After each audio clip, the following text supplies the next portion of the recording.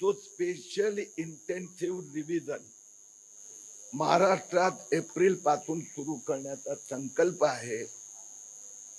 आम्ही आग्रह केलाय, पुरावे दिले आहे की मतदाता यादीचं शुद्धीकरण करताना एकही बांगलादेशीचं नाव हे मतदार यादीत असता कामा नये. आम्ही त्यांना मालेगावचं पूर्ण स्टडी करून दिलं. 4400 नाव जन्म प्रमाणपत्र रद्द झालं. त्यांचं वय 38, 58, 56 ती नावं दिली आणि त्यापैकी अनेकांची नावं मतदार यादीत आहेत. हे सगळे पुरावे त्यांना दिले आहेत. महाराष्ट्रात 2025 मध्ये असे 3 लाख नावं जन्म प्रमाणपत्र रद्द झाली आहेत. चोकालिंगम साहेब जे मुख्य अधिकारी आहेत त्यांनी आम्हाला आश्वस्त केलं आहे की जो हितला नाही, ज्याचं नाव 2002 चा आधीचा मतदार यादीत नाही, असे जे बाहेरून आलेले लोक असेल त्यांचा व्यवस्थित सगळे डॉक्युमेंट तपासले जाणार. आणि आम्हाला विश्वास आहे SIR नंतर महाराष्ट्राचा मतदार यादीत जो योग्य मतदार आहे प्रत्येकाचं योग्य ठिकाणी नाव असेल आणि बांगलादेशी सगळे बाहेर असणार. आता त्यांचा चर्चा चालू आहे. मुख्य निवडणूक आयोगाची परत त्यांची मीटिंग आहे, म्हणून एक्झॅक्टली SIR केव्हापासून सुरू होणार हे 15 दिवसात स्पष्ट होणार.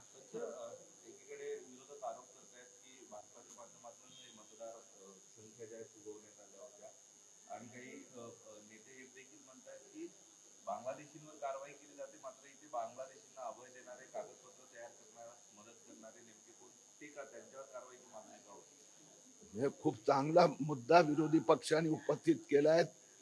जे असे बांगलादेशींसाठी कागदपत्र खोटे उभे करतात त्यांनी त्याची माहिती निश्चितपणे पोलिसांना द्यावी. मी स्वतः मुख्यमंत्रींना विनंती करणार, आता जो पण कोणी असेल त्यांच्यावर कारवाई व्हावी. विरोधी पक्षांनी असे बांगलादेशींचे कारखाने कागदाचे बनवणाऱ्याची माहिती द्यावी.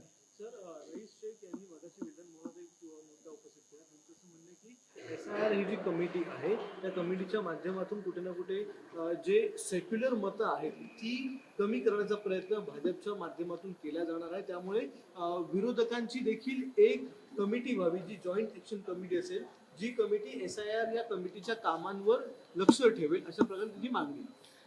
त्यांना बांगलादेशी संरक्षण समिती म्हणायचं आहे का? निश्चितपणे बांगलादेशीचं संरक्षण करण्यासाठी त्यांनी समिती करावी. अरे त्या वरून खालपर्यंत किती धडपड केली. SIR नंतर एक पण बांगलादेशीचं नाव राहणार नाही आणि इथे राहणारा, इथे जन्मलेल्या प्रत्येक मतदारांचं नाव मतदार यादीत येणार, यासाठी भाजप पूर्ण प्रयत्न करणार.